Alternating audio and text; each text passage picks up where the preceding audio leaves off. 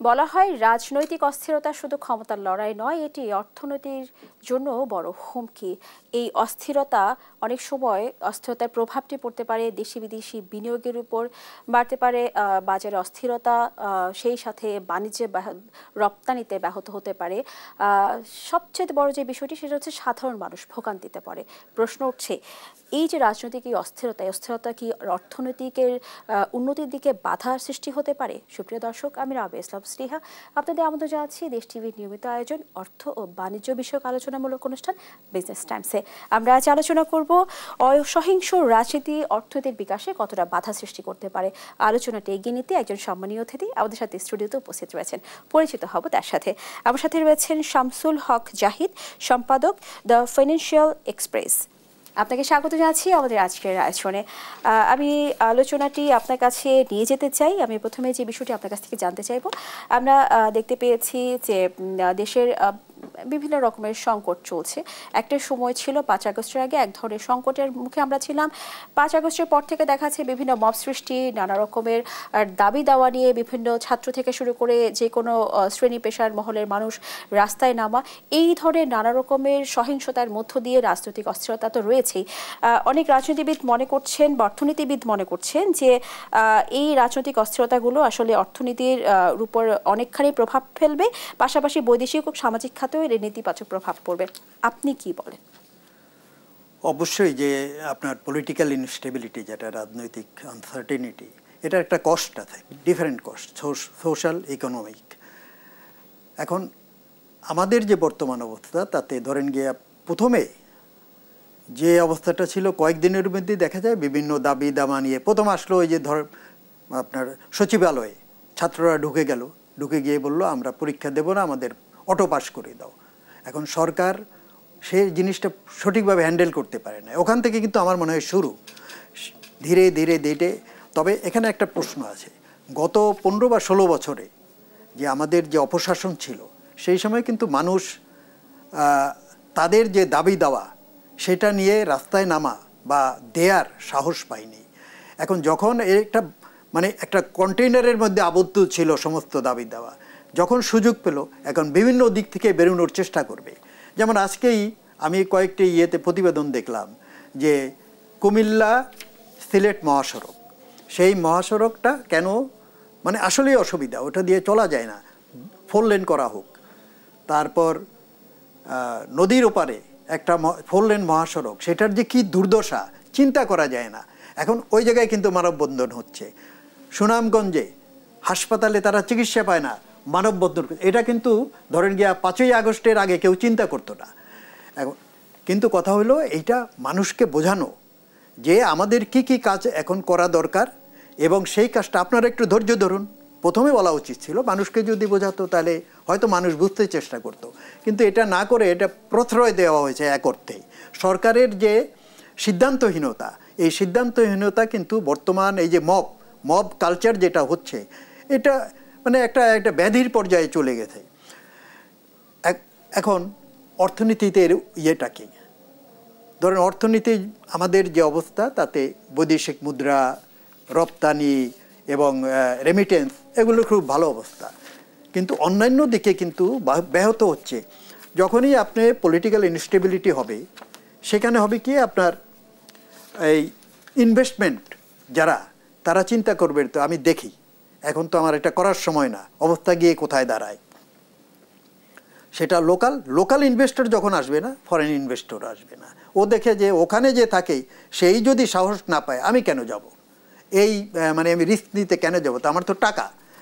দ্বিতীয়টা হলো যে আপনার এই সাপ্লাই চেন, জিনিসপত্র, মানুষ, এই যে সরবরাহটা, যেটা চিটাং থেকে মাল আসলো, সেই মালটা ধরেন গিয়ে ময়মনসিংহে যাওয়ার কথা। এখন পথের মধ্যে যদি এরকম প্রতিবন্ধকতা হয়, যেমন আজকে বাংলাদেশ কৃষি বিশ্ববিদ্যালয়ে ছাত্ররা রেল লাইন অবরোধ করে বসে আছে, মানুষ আসতে পারছে না, মালামালের তো প্রশ্নই ওঠে না। এই অবস্থা যদি হয়, তখন সাপ্লাই চেইন যখন ডিসরাপশন হবে আপনার, তখন একটা ক্রাইসিস সিচুয়েশন হবে আমাদের কমোডিটির অ্যাভেলেবিলিটিতে। মানুষ বাজারে সঠিক পরিমাণ কনজিউমাররা জিনিস পাবে না, কারণ তার তো ডিসরাপশন হচ্ছে কমিউনিকেশন চ্যানেলে। সেইটা যদি হয়, জিনিসপত্রের দাম বাড়বে। এখন এটাই ঘটছে। কিন্তু সরকার। তাহলে আমরা এক কথায় বলতে পারি যে রাজনৈতিক যে অস্থিরতা রয়েছে এটি আসলে আমাদের অর্থনীতির বিকাশে অনেক বড় বাধা সৃষ্টি হতে পারে। অনেক বড় বাধা। আপনার কাছে আরেকটি প্রশ্ন রাখতে চাই। দেখা যাচ্ছে যে রাজনৈতিক সংঘাতের কারণে পুঁজি বাজারে ধস নামতে পারে, অনেকে এটি মনে করছেন, এবং সেই সাথে ব্যাংকিং খাতেও ঝুঁকি বাড়তে পারে। রাজনৈতিক সংকট কি দেশের পুঁজি বাজারকে অস্থিতিশীল করছে? আমি এটা কিন্তু একমত না, কারণ বাংলাদেশের পুঁজিবাজার এটা সবসময় সংকটে আছে। এটা 1996 সনে যে প্রথম ধাক্কাটা খেলো, মানে বাজার কোলাপস করলো, যেটা অনেক মানুষ নিঃস্ব হয়ে, লক্ষ লক্ষ মানুষ নিঃস্ব হয়ে গেছে, সেখান থেকে এই বাজার কখনই উঠতে পারেনি। মানে ওই যে যাকে বলে ক্রাইসিস অফ কনফিডেন্স, আস্থাহীনতায় যে বাংলাদেশ পুঁজিবাজার সেখান থেকে উঠতে পারে নাই। 2010 সনে উঠে দাঁড়িয়েছিল। কিভাবে? কেউ উঠে দাঁড়ায়নি। ওইটা কৃত্রিমভাবে কিছু লোক ওইটাকে উঠিয়ে, তাদের মানে মই দিয়ে উঠিয়ে মইটা সরিয়ে নিয়ে তারা চলে গেছে পুঁজিপাটটা নিয়ে মানুষের।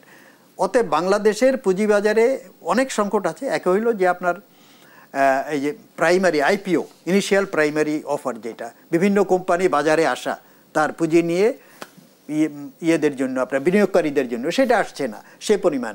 ওই ক্রাইসিস, আবার তার সঙ্গে হলো আস্থাহীনতা। এই দুটো মিলে পুঁজিবাজারের সংকট। এই যে কয়েকদিন আগে কিন্তু একটু বাজার উঠছিল, এটার ভিতরেও কিন্তু কারা ওঠে? আপনি যখন বাজারে একটা ভালো যে একটা ইস্যু বা একটা কোম্পানির শেয়ারই তো উঠবে যে ডিভিডেন্ড দেয়, কিন্তু সেটা হয়নি তো। যেগুলো আজে বাজে জাঙ্ক শেয়ার, সেগুলোর দাম বেড়ে গেছে। এটা তো হওয়া না। এর অর্থ ওই বাজারের মধ্যে সমস্যা আছে। অতএব এই পলিটিক্যাল ইনস্টেবিলিটির সঙ্গে বাংলাদেশের অনেক সময় দেখা গেছে বিশ্বে এমন একটা ঘটনা ঘটেছে যেখানে পৃথিবীর বেশিরভাগ পুঁজিবাজার পড়ে গেছে, আর আমাদের দেশে সেটা উঠে গেছে। এটা উল্টো পথে।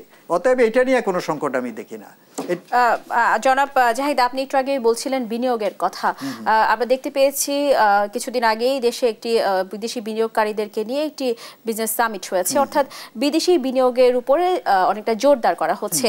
রাজনৈতিক এই যে মানে অস্থিতিশীলতা বা স্থিতিশীল নেই, এই অবস্থাতে বিদেশি বিনিয়োগকে আমরা আশা করতে পারি? বিদেশি বিনিয়োগ যে সম্মেলনটা হলো, ওখানে প্রেজেন্টেশন ভালো হয়েছে, অনেক বিনিয়োগকারী এসেছেন, হয়তো শুনেছেন।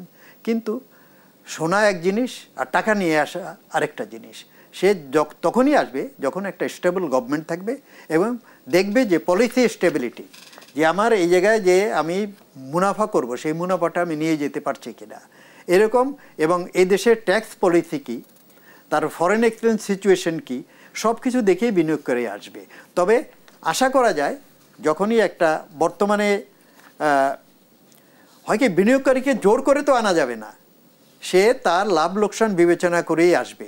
তবে আমার বর্তমান যে সম্মেলনটা হয়েছে, ইট ওয়াজ এ গুড কনফারেন্স, কিন্তু আমার মনে হয় মানে একটা পলিটিক্যাল স্টেবল গভর্নমেন্ট ছাড়া কোনো বিনিয়োগকারী খুব একটা আসবে বলে ধারণা করি। আপনাকে ধন্যবাদ জনাব জাহিদ। আমি আপনার কাছ থেকে জানতে চাইবো যে বলা হয় আন্তর্জাতিক রেটিং এজেন্সিগুলো রাজনৈতিক অনিশ্চয়তার কারণে দেশের ঝুঁকি সূচক বাড়িয়ে দিতে পারে। সেক্ষেত্রে রাজনৈতিক অস্থিরতা কি বাংলাদেশের আন্তর্জাতিক ক্রেডিট রেটিংকে নেতিবাচকভাবে প্রভাবিত করবে কিনা আপনি মনে করেন? ক্রেডিট রেটিং তো যে বাংলাদেশের যে লেটেস্ট যেটা মুদিস যে রেটিং ছিল, সেটা তো গত আগের যেটা বহাল ছিল সেখানেই দেখেছে কোনো উন্নতি হয়নি।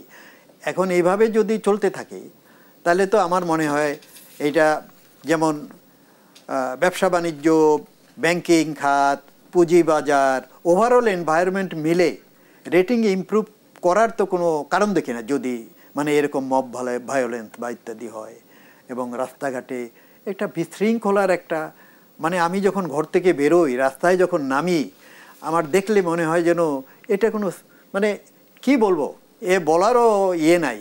তো বাংলাদেশের স্বাভাবিক যে বাংলাদেশের জায়গা কম, পপুলেশন ওভার পপুলেটেড কান্ট্রি, এখানে তো সমস্যা প্রচুর থাকবে, কিন্তু এটাকে ডিসিপ্লিনের মধ্যে যতটুকু সম্ভব আনতে হবে। তো সেই প্রয়াস খুব একটা হচ্ছে বলে আমি জানি না। আর্টিফিশিয়ালি আমরা কিন্তু গত 15-16 বছর মনে হয়েছে যেন দেশ তরতর করে উন্নতি হচ্ছে, কিন্তু এটা অনেকটাই ছিল ফাঁপা।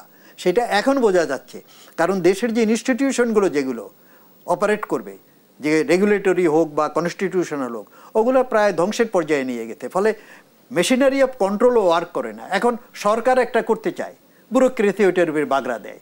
তো এই যে ক্ষমতাটা, এটা কোত্থেকে পেলো? গত 15 বছরের এই জিনিসটা চলে এসছে।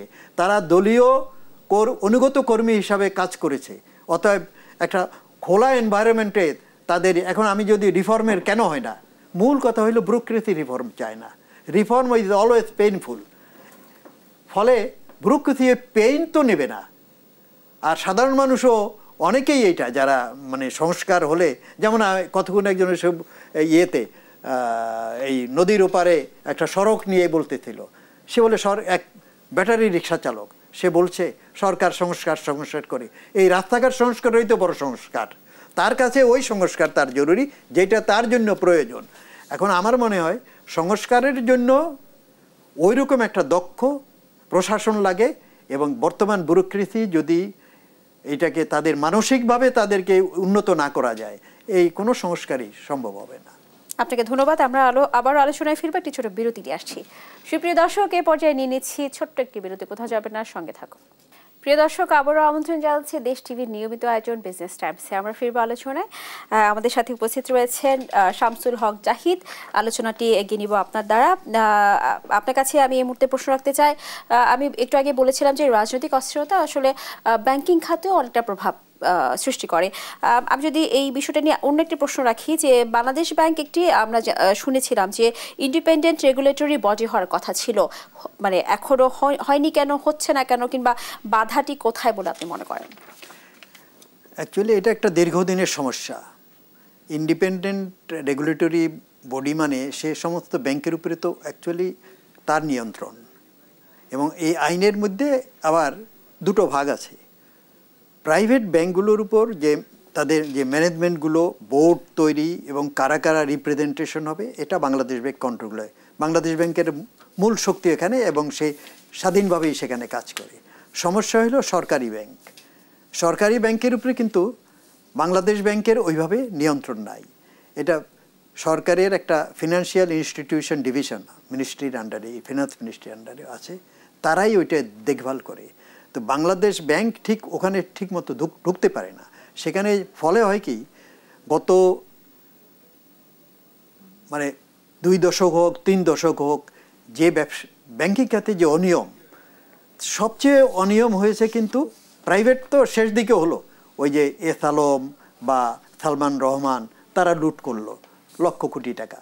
আর সরকারি ব্যাংক থেকে এই সমস্ত লোকজন, মানে বিশেষ করে সালমান এফ রহমান, সবচেয়ে বেশি টাকা লুট করেছে সরকারি ব্যাংকগুলো থেকে।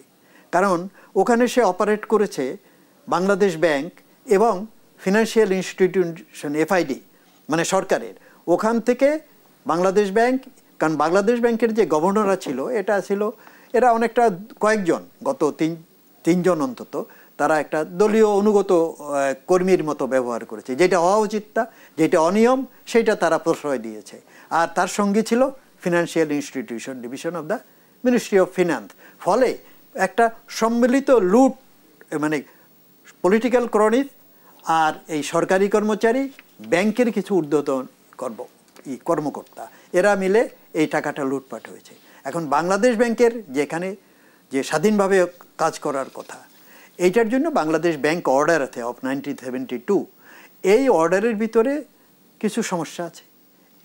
ওকে এখন বাংলাদেশ ব্যাংকে ইদানিং এরকম একটা ব্যাংকিং অর্ডার তৈরি করে, ড্রাফট করে, এটা আমি শুনেছি যে এটা ইয়েতে নেওয়া হয়েছিল, আমাদের কাগজে এই সম্বন্ধে একটা রিপোর্টও হয়েছে, যে বোর্ডে উপস্থাপন এজেন্ডার ভিতরে ছিল যে আলোচনা হবে এই বাংলাদেশ ব্যাংকে অধিকতর ক্ষমতা দেওয়ার ব্যাপারে। কিন্তু মানে রিপোর্টে যা আছে যে এই কয়েকজন প্রতিনিধি আছে বাংলাদেশ ব্যাংকের বোর্ডে, 3-4 জন, তারা এইটাতে বাধা দিয়েছে, বলে এইটা থাক, পরে দেখব। বাংলাদেশ ব্যাংকের যে উপস্থিত ছিল যারা প্রতিনিধি, তারাও খুব একটা এদেরকে ঘাটাইতে চায় নাই। ফলে জিনিসটা কবে একটা অনিশ্চয়তার মধ্যে পড়ে গেছে। কিন্তু বাংলাদেশ ব্যাংক যদি সঠিকভাবে স্বাধীনভাবে কাজ না করতে পারে, এই বললাম তো বাংলাদেশ ব্যাংকিং খাতে যে অরাজকতা, তার একটা অন্যতম কারণ হলো রেগুলেটরি ইন্টেলিজেন্স। তারা প্রশ্রয় দিয়েছে যে এইভাবে হোক, আর সঙ্গে তো সরকারি বা রাজনৈতিক প্রশ্রয় আছে, দুটো মিলে একাকার, যার ফলে ব্যাংকিং খাত এখন প্রায় ধস নামার পথে। অতএব আমার মনে হয় যে ব্যাংকিং বাংলাদেশ ব্যাংক অর্ডার যেটা, এইটা ঠিক মতো পরিবর্তন করে উপযোগী করে। ইন্ডিয়া তো এই যে আরবিআই যে আছে আপনার রিজার্ভ ব্যাংক অফ ইন্ডিয়া, তার যে ক্ষমতা, আমাদের তো সেই ক্ষমতা হওয়া উচিত। আমি আবারও আমাদের আগের প্রসঙ্গে ফিরতে চাই যে আমরা বলছিলাম আমাদের রাজনৈতিক অস্থিরতার কথা বলছিলাম, স্থিতিশীলতা নেই। বলা হয় এই সংকটটি যদি দীর্ঘ হয় তাহলে দেশে বেকারত্ব এবং দারিদ্র্যের সংখ্যা বেড়ে যেতে পারে। আপনি কি মনে করছেন? স্বাভাবিক। আপনার যদি অর্থনৈতিক কর্মকাণ্ড ব্যাহত হয়, বিনিয়োগ না হয়, বিনিয়োগ না হলে তো কর্মসংস্থান হবে না। অতএব সেই কর্ম লোকাল হোক আর ফরেন হোক, সেখানে যেমন একটা যেমন অনেকগুলো আমাদের অর্থনৈতিক অঞ্চল আছে, তাই না? বিভিন্ন প্রাইভেট এবং সরকারি, এই সমস্ত জায়গায় যদি বিনিয়োগ হয়, একটা মিল কারখানা গড়ে ওঠে, তখন কী পাবে মানুষ? কয়েক লক্ষ হয়তো মানুষ চাকরি পাবে। এখন তো সেটা তো স্থবিরতা। আমি অনেকগুলো অর্থনৈতিক অঞ্চলের নাম আপনি শুনবেন, কিন্তু সেই অর্থনৈতিক অঞ্চলে কোনো মানে বিনিয়োগ হচ্ছে না।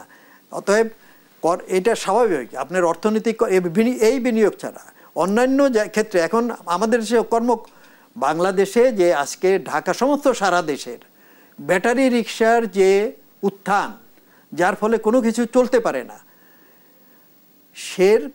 মূল কারণ কি? সে চাকরি পায় না, কিছু একটা করবে তো সে সহজ হইল কি, ব্যাটারি রিক্সা একটা অন্ধও চালাইতে পারে, এই অবস্থা। মহিলারা চালায়, বাচ্চা চালায়, বুড়ো চালায়, ল্যাংড়া চালায়। অতএব সে তো কর্মসংস্থান নাই তার, ফলে তারা একটা সমস্যার সৃষ্টি করতে পেটের তাগিদে। এইটাও আমাদের চিন্তা করতে হবে। যদি সে অন্য জায়গায় চাকরি পেত, সে তো এই কাজে যেত না। অতএব আপনার এই জায়গায় বিনিয়োগ মূল কারণ। বিনিয়োগ সে সরকারি বিনিয়োগ, শুধু সরকারি বিনিয়োগ হয় তাও কমে গেছে। গত বছরে তো যেহেতু অ্যানুয়াল ডেভেলপমেন্ট প্রোগ্রাম এটা কাটছাট হয়েছে, ফলে সঠিকভাবে সেটারও বাস্তবায়ন মাত্র 61%। সাধারণত 80 হইতে 85% হয় সরকারের যে বার্ষিক কর্মসূচি। তো এইরকম বাস্তবায়নের চিত্র, যার ফলে এখন যে একটা স্লোদ গতি অর্থনীতিতে, সরকারেরও অবদান আছে এর ভিতরে, কারণ তার সে বিনিয়োগ করছে না, কর্মসংস্থান হচ্ছে না।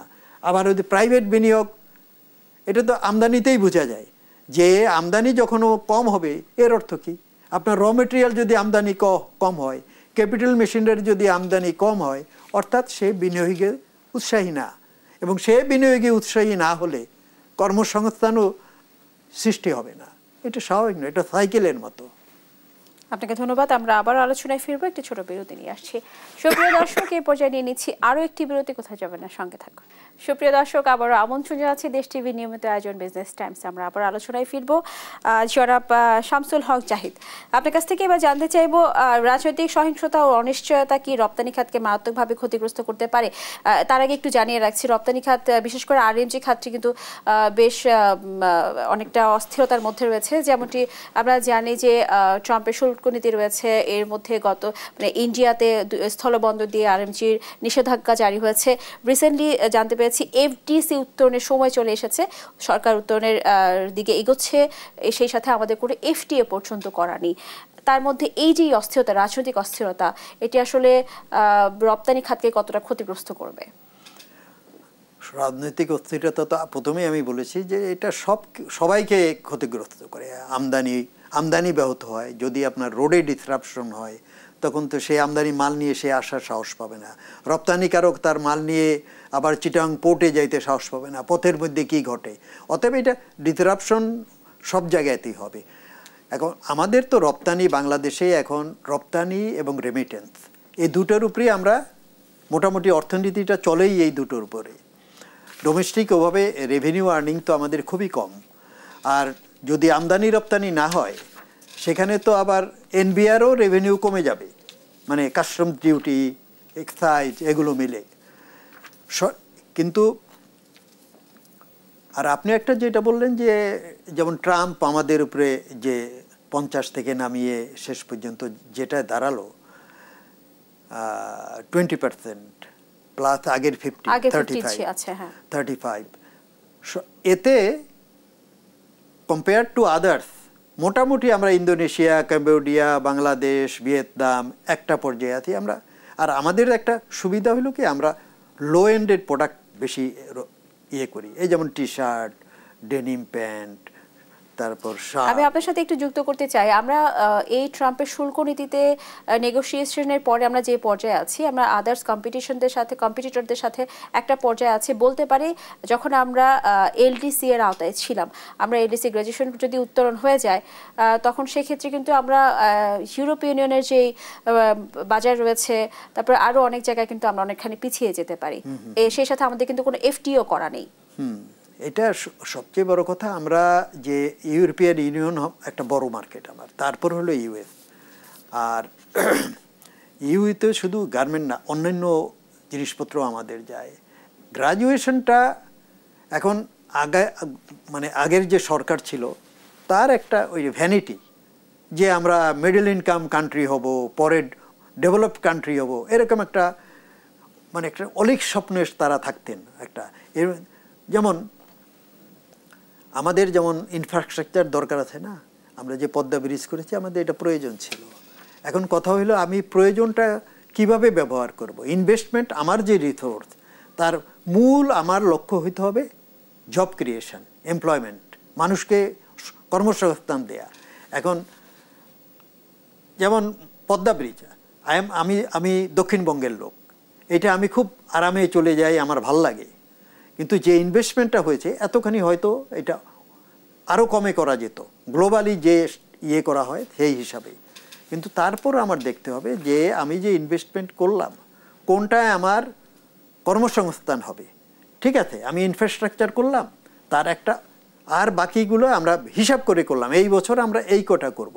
মেগা প্রজেক্ট না করে একটা পার্ট আমরা রুরাল এরিয়ায় যে গ্রোথ সেন্টার যেগুলো আছে করা, উপজেলা ভিত্তিতে, যাতে জব ক্রিয়েশন হয় এইরকম প্রোগ্রাম করা। আমি ওইদিকেও করলাম, এদিকে করলাম, ধীরে ধীরে দুটো সাইমেলটেনিয়াসলি চলতে হবে। কিন্তু না, এটা শো অফ করার জন্য মেগা প্রজেক্ট নেওয়া শুরু করলেন। এখন অনেক মেগা প্রজেক্টের তো ডিভিডেন্ড নাই। যেমন পদ্মা ব্রিজে কথা ছিল কি, প্রতি বছর আমাদের, যেটা ওয়ার্ল্ড ব্যাংক হিসাব করেছে, আমাদের সরকার, গত সরকার হিসাব করেছেন যে 1.5% জিডিপি, 1%-এর মতো অ্যাভারেজ অ্যানুয়ালি এটা যোগ করবে। ওইটার কন্ট্রিবিউশন মানে ইনভেস্টমেন্ট হবে, সেই ইনভেস্টমেন্ট থেকে যে রিটার্ন আসবে সেই হিসাবে। কিন্তু প্রায় 3 বছরের মতো হয়ে গেল না পদ্মা ব্রিজ, সেখানে তো কোনো ইনভেস্টমেন্ট হয় না, দক্ষিণবঙ্গে কোনো ইনভেস্টমেন্ট হয় না। অতএব যে এটা করার জন্য, হ্যাঁ ওই জায়গায় তো আবার সেই রকম পরিবেশ রাখতে হবে, আমি ইনভেস্টমেন্ট কেন করব, সেই রকম না করে এখন আশা করি হিসাব করে রাখতে, কাজের গরু কেতাবে আছে গোয়ালে নাই। এরকম ইনভেস্টমেন্ট আপনি যখন বিনিয়োগ করবে সরকারের সেভাবে, আমি যেটা বলতেছিলাম আপনার ওই যে গ্র্যাজুয়েশন, এখন সেই কথায় ফিরে আসি।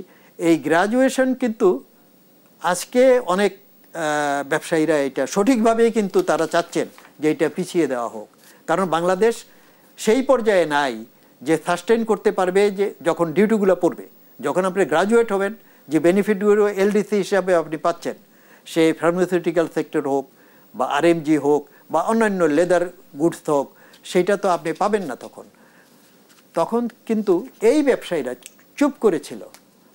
এর আগের সরকার, অনেকে বলে অটোক্র্যাট হোক আর ফ্যাসিস্ট হোক, সেইটা কথা না, কিন্তু কোনো প্রতিবাদ করে তার সঙ্গে সুর মিলিয়েছে যে আমরা উত্তরণ হচ্ছে আমাদের।